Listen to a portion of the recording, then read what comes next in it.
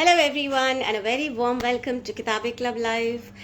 We are back with some amazing author interactions and book recommendations. We were on a break and we're back now.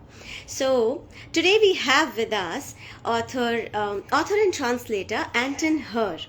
And Anton Hur has written and translated a variety of books, ranging from short stories to novels, and now a book on mental health. So, this is the book that we're going to talk about. This is I want to die, but I want to eat tteokbokki. So, this is a book about mental health and depression. So, let's add our author.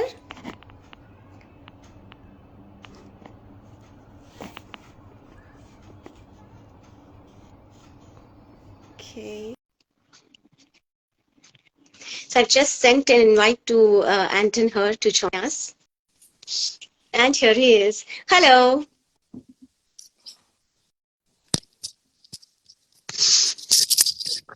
Hello.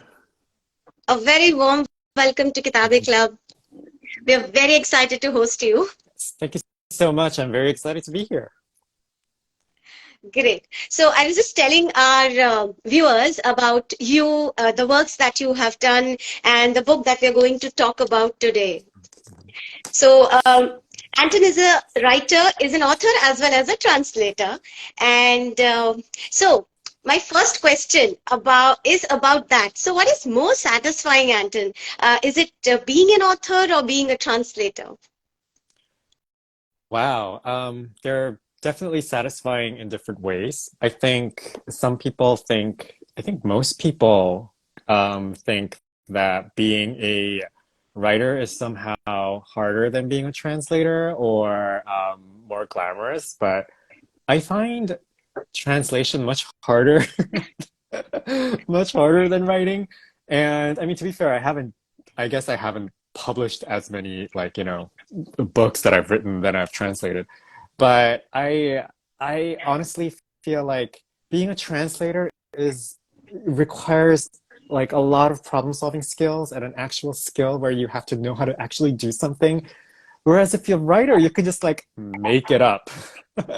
Like if you have a problem, and you need to solve the problem, then you could just like make up the solution. And I'm working with an editor and my agent right now for my first novel that's gonna come out next year, next April, I believe, which we haven't announced yet, but we're about to in a couple of months. Um, yeah, I'm finding it a very, very different process. And also the thing about especially being a writer, I feel is frankly a bit easier than being a literary translator because there's an example of like what to do as a writer. You get an agent and then your agent tells you what to do, and then you get an editor and then the editor tells you what to do, and then the publicist tells you what to do, and so and then and on and on and on, and then you write your next book and whatever. But for a translator, like you have to do everything. Like you have to be your own editor, you have to be your own agent, you have to be your own publicist, and that makes like the profession of literary translation really hard. And so yeah, they're satisfying in very different ways. I think being a translator makes me feel like very satisfied as a very competent professional in the literary sphere. Yeah, and being a writer is very satisfying in that I don't know. It's um, to me, writing and translation are so close together that the satisfaction that I get from one really generalizes to the other, and it's kind of hard to draw the line. Mhm. Great. So you've translated some short stories as well as some novels, and now a book like this, where there's a conversation between the author and her psychiatrist. So, how was this book, in terms of translating, how was this different from the other books that you've Mhm. translated? Yeah, that's a really excellent question. What I really want to tell readers of I Want to Die, But I Want to Eat Tteokbokki by Peksehi is that so Peksehi is an extremely like well-educated writer. You know, she's a writer, like, and she did social media. She was a social media manager for like before she became a full-time writer. And it's very like difficult. Like copywriting is very, very difficult to do, as you know, you probably know, and many in the audience know, like writing something that will, you know, immediately make an impression, which is like social media writing and copywriting. Like It's something that's very difficult to do. So, and I don't want people to just think that she transcribed her conversation between her psychiatrist and herself. Like a lot of writing went into clarifying, a conversation because a conversation isn't as, no one speaks this perfect Korean in these perfect sentences, like in this perfect flow of logic. Like say had to go in there and clean up a lot of stuff and make things like more like lapidary. And I think she deserves like a lot more credit for that than I think a lot of like the comments that I see online are giving her for.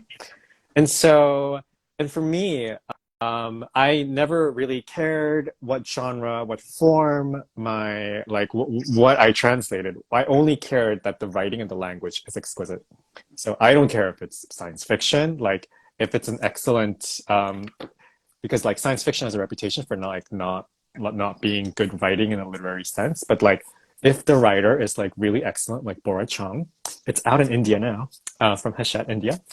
Like then I will translate Curse Bunny, and I don't care if they're a poet or social media manager or any like as long as the writing is good and the language is good, then it almost doesn't matter like if the book has no plot or if the book was not a bestseller in Korea or if all of your friends in Korea hate it. Like that doesn't matter. Like if you think the language is really great and you can do something with it, then you know that the book in English is going to be really, really terrific.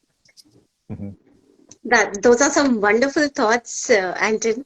It's really good to know that that's how the translation goes for you. So, like coming to the again, talking about the translation work. So, like since the book is in a conversational style, so what kind of difficulty did you face? Like sometimes did you want to refer to like the author like for some kind of conversation that was had, so that because sometimes when the language is different, the expression also changes. So were there some difficulties of that sort? So Neha, this is my favorite type of question to answer. Questions about like how do we handle the voice? Because this is the number one thing that literary translators grapple with. How do we make it sound like it's supposed to sound? Because as you pointed out, I don't want the psychiatrist to sound like, the character, the main character of the book. Like even, and we have no kind of like dramatic script to work off of. For example, like we can't like look into the thoughts of the psychiatrist, for example. We can't describe what they're wearing, describe what they look like. I couldn't even like I don't even know if the psychiatrist is a man or a woman. And I think everyone kind of like has their own vision of like whether the psychiatrist is a man or a woman. And so it was a huge preoccupation for me to in the beginning I kind of like concentrated on the psychiatrist a little bit too much, where I was like, well, I don't want the psychiatrist to be obviously a woman or obviously a man, whatever that means. But I thought like the psychiatrist actually seems to be kind of, I don't know how to describe it, like not sarcastic, but willing to use humor to diffuse a situation when they have to. And so I was like, okay, so I wanted to capture that. I didn't want the psychiatrist to be like this stuffy person. So when I first workshopped this, the translator Soje, they're a very, very, very successful and famous Korean translator, very glamorous. Soje said to me, there is something about the main character that I think is a little too flip. Like she's too like, ugh. And I feel like if she really suffers from dysthymia, which she does, then she wouldn't be so flip. She would be a bit less energetic about life. I don't know. And so I was like, huh. And then Soje told me, I know you just finished translating Love in the Big City by Sang-young Park. And I just like when you were doing this, and I just finished reading Love in the Big City, like Soje said. And so maybe I'm just imposing the Love in the Big City voice like onto this book. And then the second Soje said that like, no, you're not the one imposing that voice into this book. I'm the one imposing that voice into this book. So I kind of like, with my tail between my legs, I went back to the manuscript and I looked at the voice and I was like, I have to make her more less flip, basically, and more not depressed necessarily, but she did come to the psychiatrist with a problem. And so Hmm. she shouldn't be so like, blah, blah, blah, blah, my life sucks, whatever. Like, she should be more, reserved and more, her affect should have a certain voice. And so I'm very, very grateful to Soje for pointing that out. And yeah, but like Helen Mirren says, the actress, who won the Oscar for playing the Queen Elizabeth II in The Queen. Once you have the voice, like you can build like the entire character around it. So Helen Mirren said like she was very intimidated at the prospect of playing Queen Elizabeth, like for that movie. But once she like got nailed the voice of the Queen, she was like, oh, then the walk, the mannerisms, like the way she held her face and the way that she delivered the lines, like it all came to her like naturally. So, and it's the same thing for translators. Like once you have the voice of the character, and once you have the voice of the narrator, and once you have the voice of the author, then like translating 10,000 words a day is like nothing. You're like, like, but it takes so much effort to get there. And that's kind of like the difficulty of being a literary translator. Very aptly put. A lot of our readers have thought that the psychiatrist was a woman. So while they Mm-hmm. were reading, they had the thought that she's a woman. So it's not clearly mentioned, but yeah. Mm-hmm. So, okay. Now, a question relating to mental health. So, like, what are your thoughts about mental health? Do you think people are now taking it seriously, or there's still a long way to go? I absolutely think we can take it more seriously. I mean, one of my majors in college was psychology. And um, at the time, this was, I'm going to date myself now, but like in the early noughties when I was in college, now you know how old I am. Like in the early noughties when I was in college, like the trend was that psychology was moving more and more towards neuroscientific explanations, like neurophysiological explanations. And so, I mean, obviously we had, electroshock therapy and other kind of like biological interventions, like we had Zoloft and Prozac. Prozac really became mainstream, I feel, in the 90s.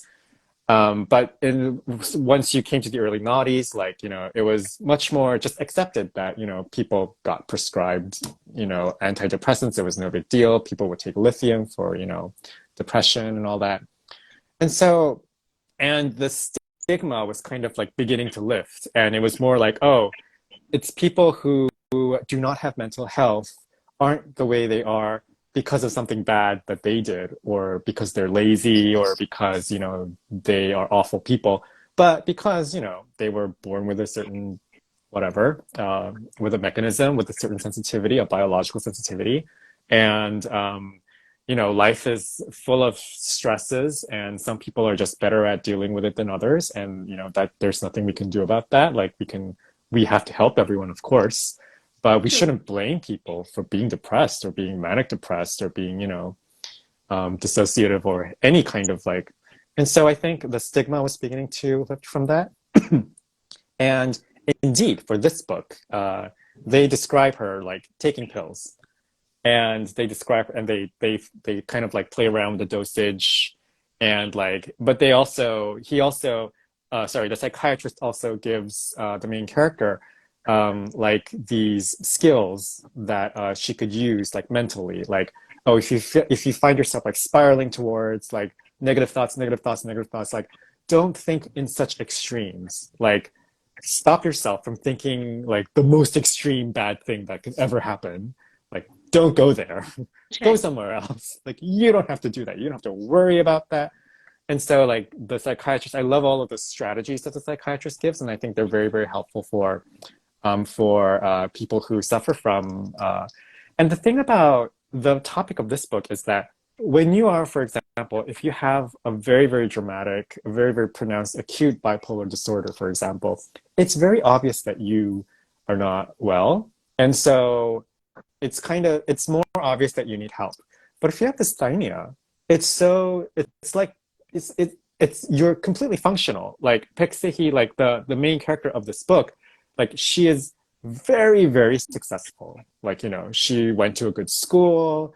she she has a great job that she loves and she's good at it and her company loves her, and everything's swell, and she looks beautiful, and she has a partner and all that, but she's still like depressed, and but she's perfectly functional. So on the outside, people are like, you're depressed? Like, you have everything, like you've got it all going on. So I think the really nice thing about this book is that it deals very specifically with this very specific kind of depression that a lot of people may have, but they don't realize they have. And I think that's really great about this book. And the thing is, especially because of the past 2 years, well, 3 years now, since with COVID, everyone is just really, really stressed. And it's just allowed, depression and trauma to just proliferate globally. And now there's a war that started by Russia. And, I mean, there's war everywhere. And so there are all these awful things happening. And so you're more likely to be depressed, even if, you were perfectly healthy before. So yeah, I think it's really, really great that we have books like this. And I'm very grateful, especially to RM of BTS, to Namjoon, for making this book popular and kind of bringing it into the mainstream so that, yeah, more people like the global BTS fandom, ARMY, can spread the word and, care for each other more. And I think, yeah, so I'm very, very grateful to RM. Mm-hmm. I was about to ask you that BTS has recommended this book. So how do you feel about it? Yeah, so that happened before I translated the book. So it's not like RM was like, wow, Anton has this great translation and blah, blah, blah. So I'm very, very grateful. I'm still very, very grateful to RM and to ARMY. And I'm so grateful to RM, not just for this book. I mean, obviously I'm very grateful for this book, but not just for this book, but because he promotes reading and a culture of literature. And so when he doesn't even have to say he likes this book. For example, he didn't ever hold up this book in an Instagram live or whatever and say oh, everyone read this book. He didn't do that. It just ARMY just glimpsed it on his bed during something, and they were like, oh, that he's reading that book, and then they started reading it. And there are entire Twitter accounts and Instagram accounts that are devoted to what he's reading and what books are on his shelf. And he genuinely has really good taste. A lot of celebrities, they get all these deals where they're oh, from a publisher, and they're like, oh, read this book, and it's a crappy book, but they say, okay, I'll read it because I'm being paid by this publisher. But RM isn't like that. He actually has really good taste in books. And so everything he kind of has on his shelf, I'm yeah, I would love to read that, or I have read that, and that's a really great book. I'm so happy that he's reading it.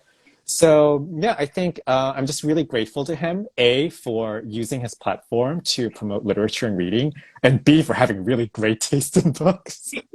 I'm just doubly grateful to him. I just hope someone tells him someday, some reader, some publisher tells him someday the influence that he has. I hope he knows by now. Okay, so we have a question from one of our audience, a lazy writer. They asked that, what can a publisher do for translators' names to be on the book? Many don't bother crediting them on the cover, which is unfair. So what's your take on that? I think it's very, very important to credit translators on the cover, of course. The most important thing is to credit them in the front matter and the metadata. So the front matter is when you have a book and it's it has the Library of Congress registration and the copyright notice, and the title page. So here for Kurspun, you see my name is so this is really, really important. Arguably, it's more important than having the name on the cover, but the name on the cover is still extremely, extremely important. And the reason behind that is, I've talked about this briefly, but for example, because this book got nominated and shortlisted for the Booker Prize, if you go to the website for this book, the Amazon site for this book, it recommends, if you go to the Amazon site for this book, it recommends this book. And these two books have nothing in common except me. And so the fact, Yeah. yes, so the fact that, and the Booker Prize, like a lot of book prizes are really great, but like most book prizes, like even if you win that prize, like it doesn't really do much for sales or how much like people pick it up or its like position like in the ecosystem. But if something is shortlisted or wins the Booker Prize, immediately becomes a bestseller. Yeah. Like, yeah. So the Booker Prize is like kind of like special though. It's like you know being on Oprah or being recommended by RM.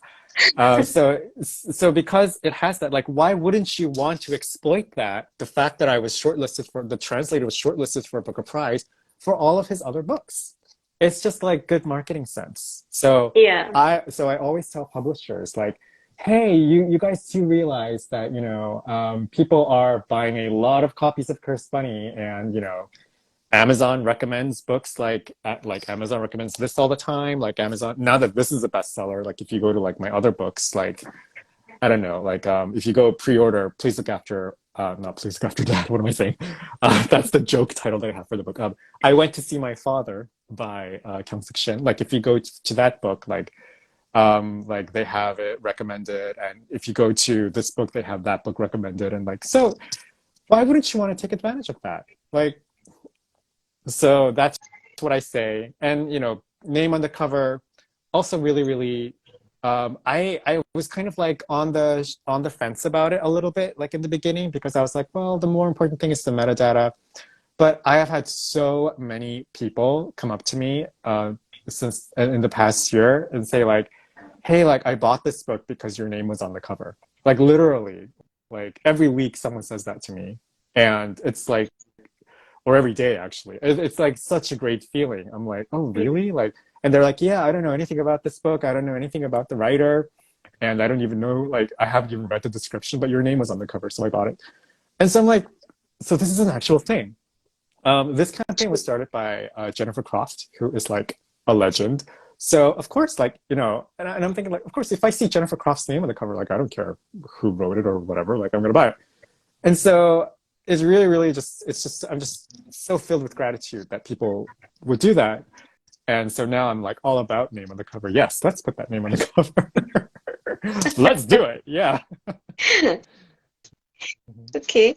So there's another question from one of our viewers. Books and Boy Dreams. That's the handle. So does Anton think the book is a self-help book disguised as a short novel? So I don't think it's a novel at all. How do I say this diplomatically? So like there's going to be a new recover edition of this book coming out soon, and it has this gigantic sticker that says like conversations with my psychiatrist, because people kept picking this book up expecting it to be a novel. And to be fair, this is like one of the very few Korean nonfiction books that have been published in English. Most books that are published in translation from Korea are novels. And so people naturally, very naturally, expect this to be a novel. And, it's published by Bloomsbury. And it doesn't really say nonfiction on the cover. So, like, it's a very, very natural. And so I think some readers become annoyed when they read the book. I don't know why. It's such an entertaining book. Like, I don't want to read this in a novel form. But I feel like, again, Peksehi, like, I think it's a bit dangerous to assume that the person in this book is Peksehi herself. I think like we're kind of meant to, but at the same time, I feel like she's just such a good writer that she probably like did the writer thing where she kind of combined different elements and created a kind of like new character for the book, just for convenience of reading, if anything. Like not because she's a dishonest journalist or whatever, because she's absolutely not that. But she just wanted to. So I feel like you can read it as a novel. Like why not? And you also can. It also is a self-help book. But I feel like, first and foremost, like, I don't know, I feel like it's just a really good read. And if you get something out of it, that's great. Not a lot, but, a few people who've kind of like accidentally picked up the book, Like they're like, oh, because they don't have dysthymia, they've never experienced depression in their entire lives, and they've never experienced trauma in their entire lives. They're like, oh, this book is not for me. Or like this book is like, oh, I really hate the main character because I think she's really annoying. And I'm like, okay. And so I'm like, okay, so I understand how, but one of the people who said that was also, he's this middle-aged man in Singapore. And I don't know why I was tagged in that post because I didn't need to read it. But he was also like, he also said like, oh, it makes me think that I can understand, young women more. And I'm like, I frigging hope so. You're a college professor, so you better understand young women better than Yeah. you do, obviously. And so yeah. So I think it can be a novel. It can be a self-help book. First and foremost, I think it's a great read, and I think at the end of the day, like, isn't every book a self-help book? Yeah. Like even if the book ends up traumatizing you or making you cry, crying is therapeutic.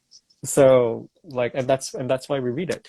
Lu Xun, sorry, I'm talking so much, but so there's this Chinese scholar Lu Xun who is like super, super, well known. And he described literature is so useless. It's like, you can't make money off of it, obviously. Like it doesn't really inform you.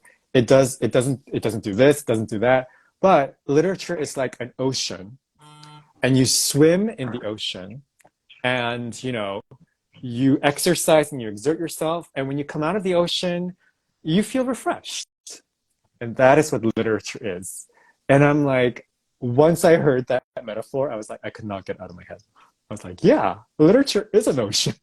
I am swimming in it. I can't put my finger on why it's good for me, but I definitely feel better about the universe, like after I've finished a book or after I've been reading a book. And it makes me a better person. I can't quite put my finger on how, but it does. So it is a self-help book in the sense that all books are self-help. So yeah, I think every book has something or the other that will help you, or which will touch you, and you have some or the other learning from every book.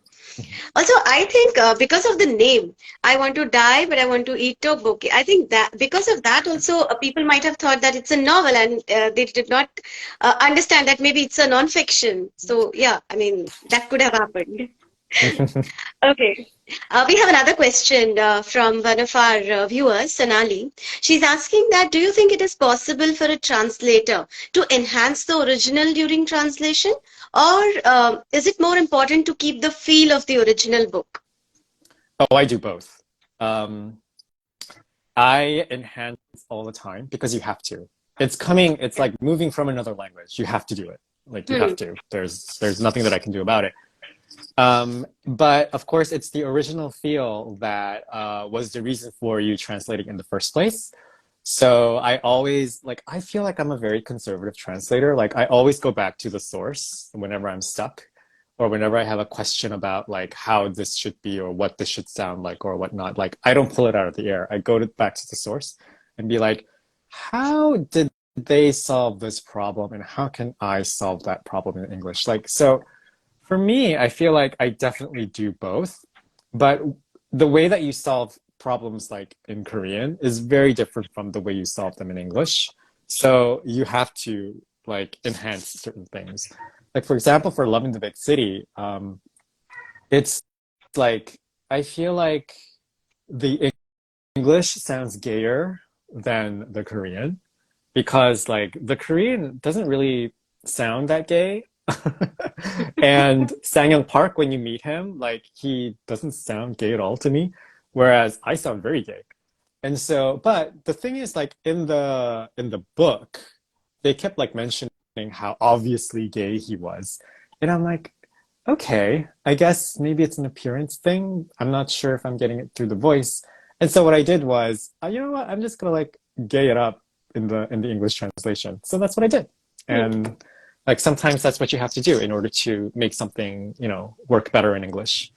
And yeah, I don't regret it. Yeah. I think a different translator would have done a very different job on that book and would have had very different results with that translation.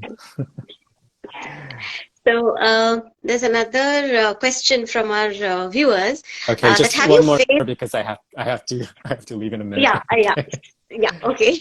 So, have you ever faced a writer's block? If yes, then how do you cope with it?